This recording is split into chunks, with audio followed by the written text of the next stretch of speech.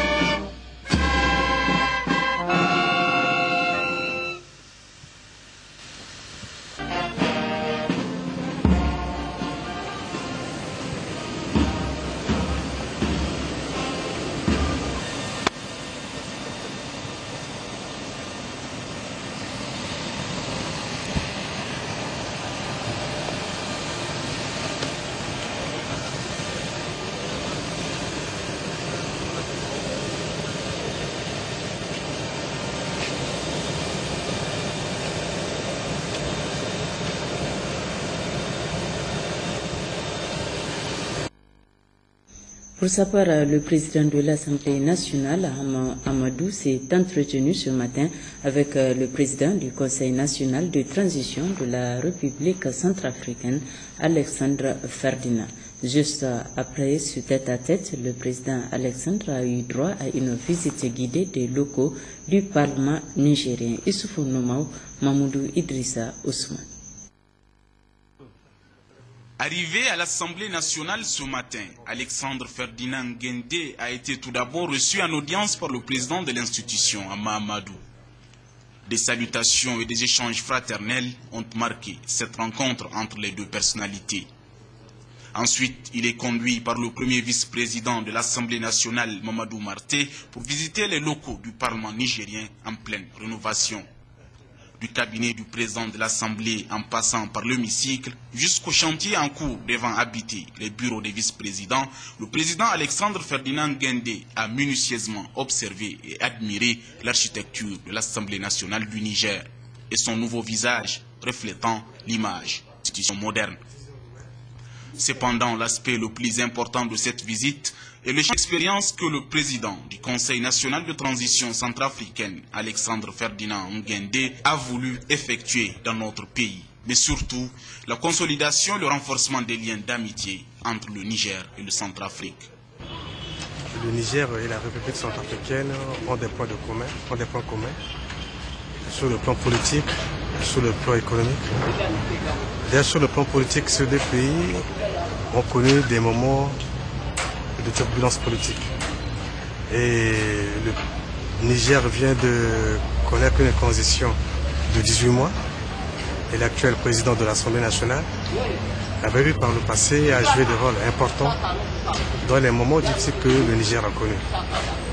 Et il est de notoriété publique que nous venons, au poste du président de l'Assemblée nationale, d'avoir bénéficié de ces expériences. On voit comment le Niger avait, pendant cette période de 18 mois de transition, a réussi à organiser des élections libres, transparentes et démocratiques. Ensuite, voir aussi, sur le plan parlementaire, renforcer les liens entre le Parlement centrafricain et le Parlement nigérien. Nous sommes très heureux de constater qu'il existe au Niger un groupe d'amitié Niger-Centrafrique. Donc notre séjour va nous permettre de voir comment, sur le plan parlementaire, nous pouvons renforcer ces liens de relations entre nos États africains. Il faut noter que le président Alexandre Ferdinand Guendé assure la transition en République centrafricaine.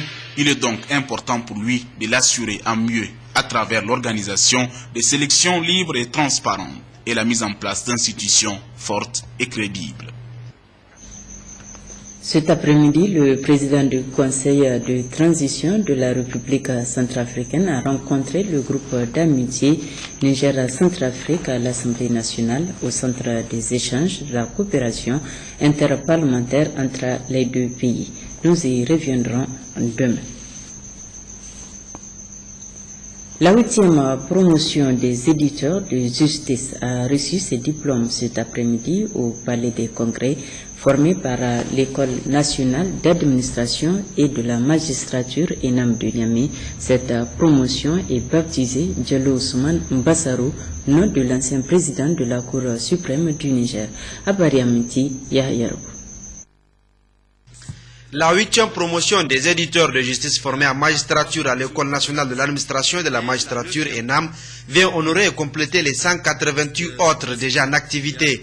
214 magistrats dont 19 femmes sont formés par l'ENAM, une formation qui progressivement se renforce et se modernise en tenant compte des besoins des populations nigériennes, une exigence prise en compte par la direction générale de cette école de formation. Il s'agit notamment du renforcement de l'enseignement de la déontologie du magistrat, maintenant c'est inséré dans le programme, le volume horaire en est plus important, du renforcement du suivi du stage pratique afin que les auditeurs de justice maîtrisent au plan pratique les différentes procédures judiciaires, la rédaction des jugements et des décisions, la conduite des audiences, etc. La sensibilisation des directeurs et maîtres de stage sur leur rôle et l'observation rigoureuse du comportement des stagiaires sur le terrain, de l'instauration du stage d'imprégnation en début de formation, ce qui est effectif. 2 tiers des magistrats exerçant au Niger ont été formés par l'École nationale de l'administration et de la magistrature en espace de 10 ans. Une formation de qualité qui s'impose pour une justice de qualité, gage de paix et d'équité. Ces 26 éditeurs de justice, dont 3 femmes, prêteront serment bientôt et ils seront déployés sur le terrain avec comme lourde mission de juger. Un métier noble mais aussi à risque. Parce que la justice n'est pas infaillible. Elle peut être entachée d'erreurs. Cette erreur fatale appelée erreur judiciaire, qui a le don de faire passer l'homme le plus honnête et respectable en un homme malhonnête et criminel. En effet, l'histoire a connu des cas retentissants d'erreurs judiciaires, mais que l'on se rassure, il ne s'agit pas pour moi de venir stigmatiser à cette tribune les failles de l'institution judiciaire. Il s'agit simplement de saisir l'occasion pour donner des conseils supplémentaires aux jeunes débutants que j'invite à l'éveil constant de la conscience la plus élevée de leurs responsabilités. Chers récipiendaires, vous ne devez jamais perdre de vue qu'être magistrat est une question de responsabilité et qu'il en sera attendu beaucoup plus de vous que pour les autres corps de métier. C'est dire qu'il est important de rester vigilant car les écueils sont nombreux et les facteurs qui mènent aux erreurs judiciaires innombrables.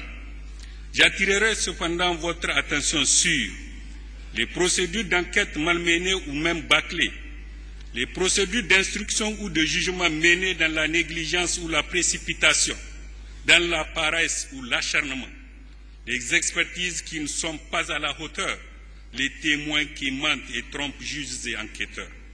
Fort heureusement, comme tous les aléas de la vie, les erreurs judiciaires sont pour les juges des occasions de pédagogie. C'est pourquoi j'ai pensé utile de partager avec vous les propos de M. Pierre Draye, premier président honoraire de la Cour de cassation française, propos prononcés au Panthéon le 13 janvier 1998, alors qu'il évoquait la célèbre affaire du capitaine Dreyfus. Il disait des juges qui ont connu de cette affaire, qui nous ont appris que juger, c'est aimer, écouter. C'est aimer, écouter. Essayer de comprendre et vouloir décider. Juger, ce n'est pas juger comme d'habitude dans le train-train monotone et mécanique d'une noria de dossiers qui se gère et qui un jour s'évacue. Dans l'action de juger, il fallait toujours laisser place au doute, mais que jamais la moindre place ne devrait être laissée à la rumeur, aux préjugés, aux soupçons. Qu'il ne fallait jamais mépriser le droit, la règle de droit préexistante et objective. Qu'il fallait toujours avoir égard à la personne qui souffre dans sa liberté, dans sa réputation, dans sa vie familiale et affective. Ils nous ont appris qu'en se présentant devant un juge indépendant et libre, un homme ou une femme ne devait se sentir humilié avant que justice soit passée. En bref, les juges du 12 juillet 1906, continue-t-il, nous ont laissé une leçon dont nous devons toujours nous souvenir. Juger, c'est aimer et respecter son prochain. Cette promotion dont le major et Maman Mamadou Kolo Boukar est baptisé Diallo Ousmane Bassarou. Ce dernier est resté 12 ans durant président de la Cour suprême, grand chancelier de l'Ordre national de mérite, d'où le vœu d'une brillante carrière à ce jeune magistrat. Le palais des congrès abrite a abrité ce matin un séminaire régional sur les systèmes anti-aériens portables. Ce séminaire ayant regroupé d'éminentes personnalités du monde de l'aviation civile des pays ouest-africains et d'autres pays amis vise à réfléchir en vue de contribuer à l'obtention d'une meilleure sécurité collective dans le domaine de l'aviation civile en Afrique. Askou Jibrilla, Mariam Adakou. Organisé par l'État nigérien en collaboration avec la Commission de la CEDEAO et l'Organisation de l'Aviation Civile Internationale, la OACI, ce séminaire régional sur les systèmes portables anti-aériens, appelé MAMPADES, se veut un cadre pour discuter de cette problématique qui est plus que d'actualité. La montée du terrorisme, sous toutes ses formes, dans notre région, constitue aujourd'hui un fléau majeur pour les États membres de la CEDEAO. Pour assurer la protection des populations et de leurs biens, défendre et préserver leur intégrité territoriale, les États membres de l'Afrique de l'Ouest ont besoin de privilégier une approche communautaire dans la lutte contre les menaces terroristes, notamment par l'harmonisation de leur législation et l'application effective des textes communautaires en vigueur en matière de sûreté de l'aviation civile et de circulation des armes légères, la mise en commun de leurs moyens de défense et de renseignements généraux contre ces menaces, le renforcement des capacités de défense, de sécurité et de sûreté pour prévenir les actes criminels et terroristes portés contre l'aviation civile. C'est pourquoi je voudrais exhorter les participants au présent séminaire sur le mandat à examiner la situation du terrorisme en Afrique de l'Ouest et de proposer aux instances statutaires de la CEDEAO des recommandations pertinentes et un plan d'action de prévention. Ce séminaire régional, le premier du genre en Afrique, est d'un intérêt tout particulier pour l'Organisation de l'Aviation Civile Internationale et la Commission de la CEDEAO, car l'aviation civile reste ces derniers temps l'une des cibles privilégiées des attaques terroristes. Il n'est peut-être pas inutile de rappeler ce qui s'est passé au Niger en 1989, lorsqu'il y a eu l'attentat contre le décidiste du TA, qui faisait Brazzaville-N'Djamena-Paris, mais qui a explosé au-dessus du Niger, et le Niger se retrouvait État responsable, comme on l'appelle dans notre réglementation, État d'occurrence. Donc les actes illicites en Afrique, il y a une longue tradition, ça ne date pas d'aujourd'hui.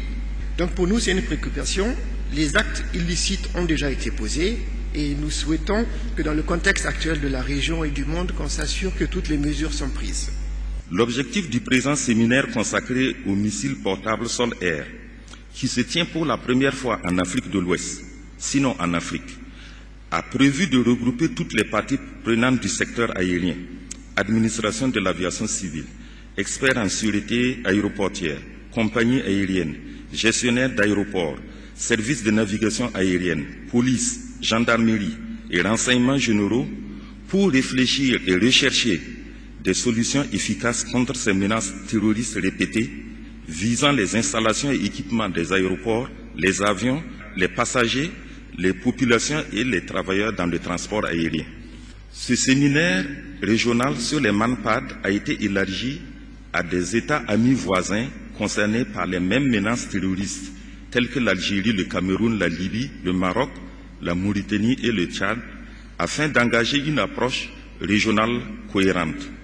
Certainement que des recommandations pertinentes seront formulées à l'issue de cette rencontre de 112 heures, dont le gouverneur de la région de Niamey se réjouit d'avance de son organisation au sein de son entité administrative.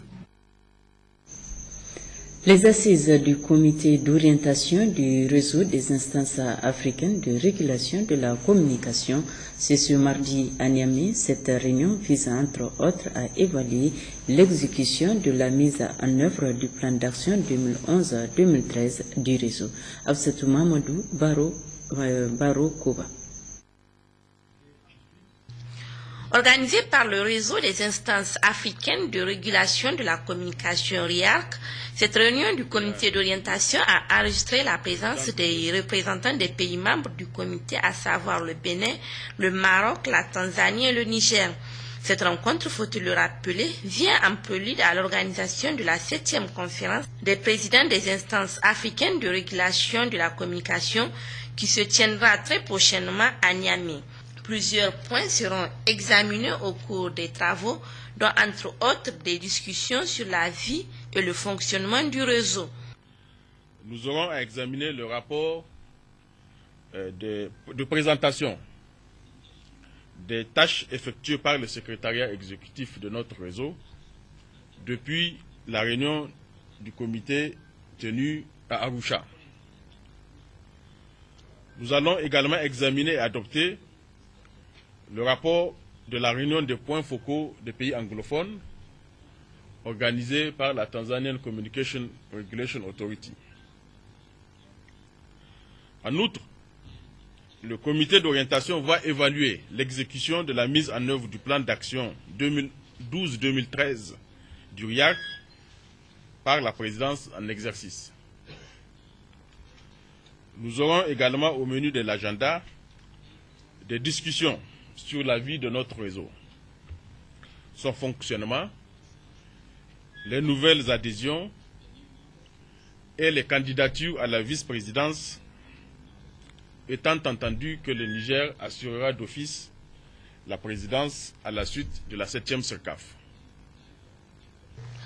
Plusieurs efforts ont été consentis par la Tanzanie, pays qui assure la présidence du réseau, notamment de la mise en œuvre de la feuille de route 2012-2013 de RIARC. Pour le président du réseau, la tenue de cette réunion du comité d'orientation va renforcer davantage le lien qui existe entre les différentes instances de communication africaines.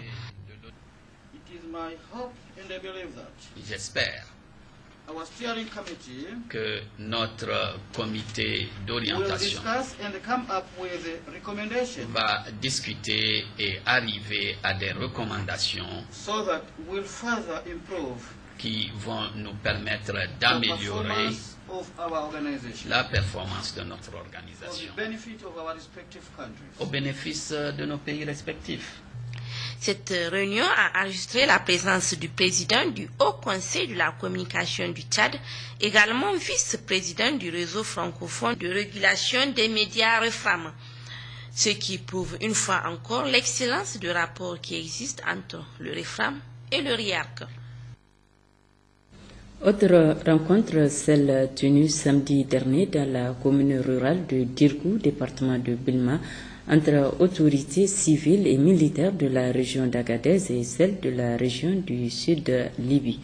La situation sécuritaire était au centre des échanges entre les deux délégations.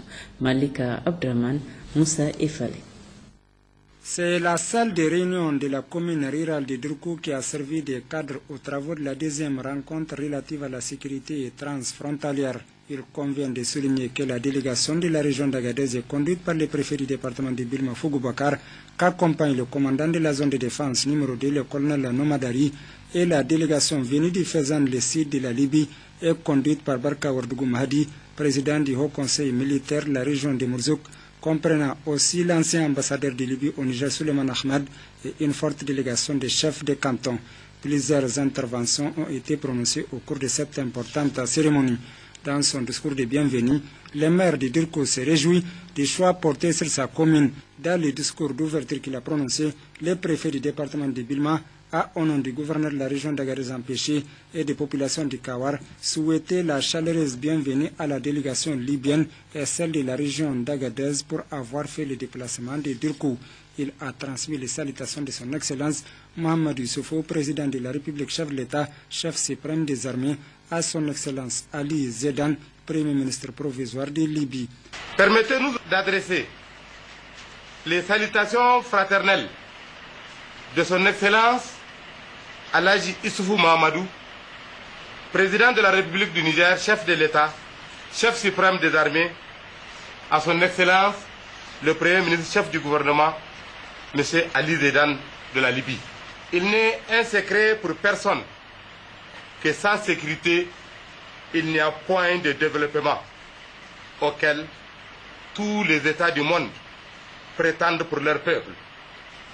Et c'est justement fort de cette conviction que son Excellence, le président de la République du Niger, a fait de la question sécuritaire l'une des priorités de son programme de renaissance pour le Niger. Prenant la parole en cette circonstance, le chef de la délégation du Sud libyen a exprimé toute sa satisfaction pour l'accueil qui lui a été réservé. Il a saisi cette opportunité pour transmettre les salutations du Premier ministre provisoire de Libye, Ali Zedan, à son Excellence Mohamed Youssoufou, président de la République, chef de l'État, et à l'ensemble de la population nigérienne. Il a transmis les salutations fraternelles du général Mohamed Salam Dahabi, gouverneur militaire de la région de Sabah dans le sud libyen, aux autorités civiles militaires de la région d'Agadez, à leur tête le colonel-major Garba Mekido. Il a aussi évoqué la nécessité de la sécurité transfrontalière entre les deux pays. Au terme de son intervention, il a émis le vœu que la prochaine rencontre ait lieu à Mourzouk, en terre libyenne. Signalons avant de terminer que le commandant de la zone de défense numéro 2, le colonel Nomadari, a saisi cette opportunité pour visiter les éléments de FAN basés à Touriat et ceux du 24e BIA interarmes de Durkou. Poursuivant ses visites de prise de contact avec les différents services rattachés à son département ministériel, le ministre d'État, ministre de l'Agriculture, Abdou Rabo, s'est rendu ce matin à la Direction générale de l'Agriculture, au Centre national de lutte anti-acridienne et à l'INRA. Objectif, constater l'état de fonctionnement de ces institutions. Aïchatou Moukaila, Salifou Garba. La Direction générale de l'Agriculture a constitué ce matin l'étape première de cette visite entamée par le ministre d'État Abdou Labo depuis sa nomination à la tête du ministère de l'Agriculture afin notamment de prendre contact avec le personnel et s'assurer du bon fonctionnement des services rattachés à son département ministériel. Elle compte à cette date 48 agents dont 42 cadres et dispose d'un centre dans chaque région du pays. Intervenant dans la promotion des filières végétales et de la qualité, la Direction générale de l'Agriculture a entre autres missions la promotion législative et réglementaire du développement agricole et l'approvisionnement en semences, intrants et matériel de qualité. D'amples explications relatives au traitement des semences, aux campagnes agricoles sèches et irriguées 2013-2014 et aux perspectives du mois d'août ont été fournies au ministre de l'Agriculture, qui a d'ailleurs insisté sur la mise en œuvre des résultats des recherches pour permettre de pallier à jamais le récurrent problème d'insécurité alimentaire. Outil de prévention et de gestion des crises acridiennes, le Centre national de lutte anti-acridienne a constitué la seconde étape de la visite du ministre d'État Abdou Labo. Le Centre national de lutte anti-acridienne a pour mission principale la surveillance et la lutte contre le criquet pèlerin et intervient en période de pré-invasion et en période d'invasion notamment. Il compte 61 agents et dispose de 25 véhicules, 17 appareils de traitement autoportés et d'une capacité d'intervention de 5 équipes de prospection et d'intervention. S'agissant de la menace acridienne de la région d'Agadez, il ressort des explications des responsables du centre que la situation est sous contrôle avec la présence déjà sur place de 2 équipes d'intervention et de prospection qui seront renforcées par une autre de prospection à partir de Niamey. Et pour l'essentiel, sur les 182 818 hectares infestés, 55 525 ont été traités. Créé en 1975 suite aux conséquences de la grande sécheresse de 1973, la Direction générale de l'Institut national de la recherche agronomique du Niger a également reçu la visite du ministre d'État. Présent dans plusieurs régions du pays, l'INRAN dispose de 335 agents, dont 75 chercheurs et 49 techniciens.